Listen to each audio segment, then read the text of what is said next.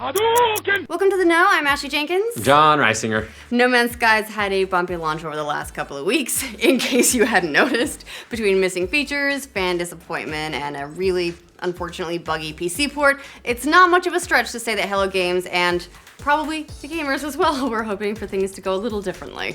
But between a new patch and the suddenly exploding mod community for the game, you might finally have something closer to the No Man's Sky you were expecting. At least if you're a PC player, that is, which you should be anyways. Take it, Greg Miller, just take it.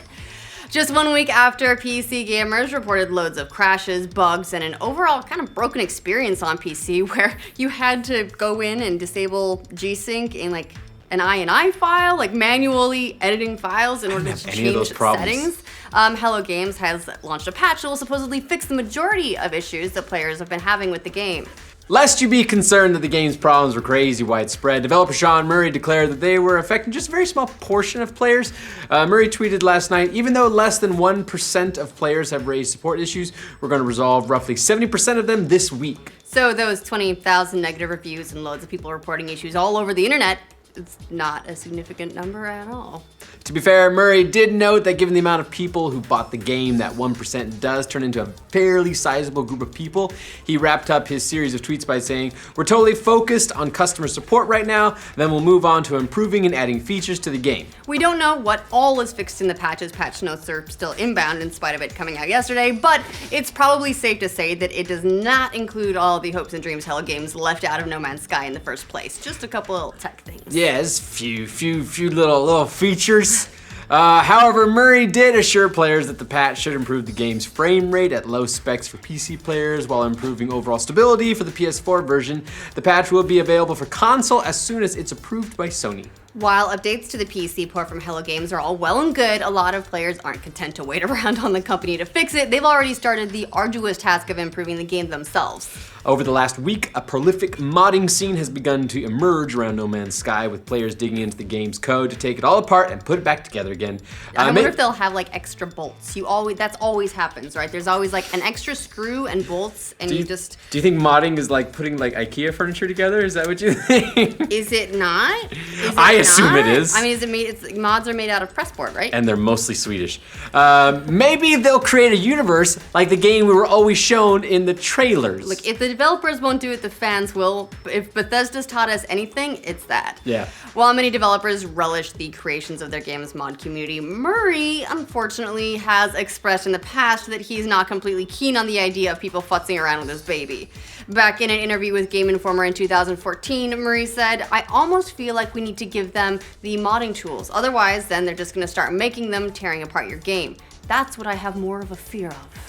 How about just make the game you told us you were going to make first, and then we won't have to do this. Even so, like, people would probably mod it, add in all kinds of crazy things. That's what you do. Especially with a world that the idea is freedom and anything can happen. Yeah. People will make anything happen. There will be Death Stars. So that seems to be exactly what's happening right now, since Hello Games has yet to say when they plan on providing those tools. If ever. Yeah. They'll probably come with the shared universe, the destructible bases, the Bible freighters, huge space battles, planetary physics, non-derpy dinosaurs. I like the derpies. They're funny, like, a couple of times. I found an entire planet of, like, banana dinosaurs. It was fantastic. I found a super weird planet of, like, sentient pineapples. Yeah, I don't know, just kind of bounce around. Yeah, but anyway, I'm sure the modding tools will be included with all that other stuff that's coming eventually. I love that term, eventually. Tech site Motherboard spoke with a number of modders that are already jumping into No Man's Sky this week, and one of them told Motherboard that they're not going to wait around for Hello Games, saying, "We don't have time to wait for official dev tools to fix what can be fixed by us. We definitely want the official tools ASAP, and honestly, the players need a game that actually launches and plays at decent FPS first." That drive to start fixing and experiencing No Man's Sky seems to be shared by quite a few players.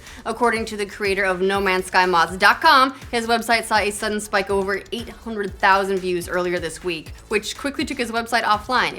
It's a hug. The hug of death. But seriously, guys, those 800,000 views came from less than 1% of players. The game's perfect. It's fine. Perfect. It's totally. good. Everything's great. Yeah. We might be waiting a while on some of the cooler features, like trying to restore the game's missing content, but there are already a number of interesting fixes for No Man's Sky posted over at the game's mod community. One of the most popular mods at the moment turns off what the mod refers to as the game's Instagram filter. Lana Del Rey, no! That's so funny. I've never even think about that, but yes, it's very really Instagram. Does look like that. Clocking in at over 36,000 downloads and counting, that mod gives players the ability to remove the visual filter from No Man's Sky, resulting in a crisper, less brown out version of the game. Blown out. And brown out. It's a very brown game. It's a lot of. So not brown. It's so brown. I just found all brown planets. So other popular mods include a super hyperdrive, allowing for players to hop way more star systems with each jump, speeding the game up.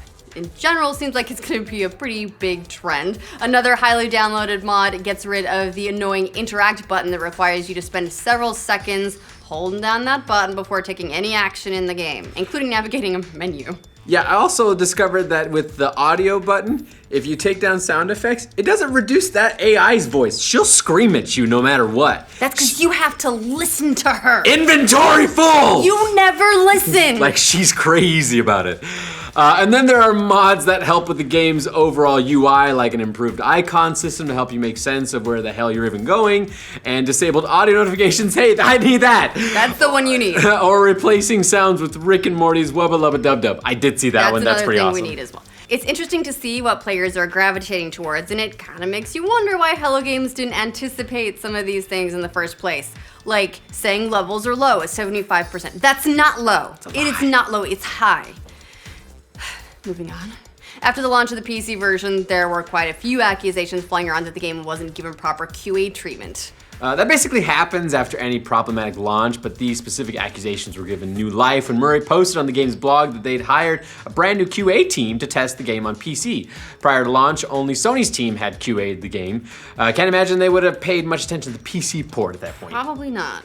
Regardless of how much more stable or user-friendly No Man's Sky gets because of patches and mods, the real question remains whether or not Hello Games is going to be significantly overhauling the game long-term to match up more with player expectations. Whether or not Hello Games ultimately kicks updates to the game into overdrive remains to be seen, but at the very least we can keep counting on the game's mod community to charge No Man's Sky's life support. Yeah. Always. You do that with Carbon. Yeah. Actually, no, you do that with the yellow ones. Yeah. I don't know. Read whatever the next thing Oxides, says. Zinc. Oxides. Whatever. What do you guys think of both Hello Games and the modding community trying to address No Man's Sky's big issues? Let us know in the comments. I think you actually do it with Carbon. You get your shields up with like titanium. Yes. That's so the what it ship is. shields are oxides. I use like iron and that sort of stuff too. But then most of your stuff is all red. It uses isotopes. Isotopes. Yeah.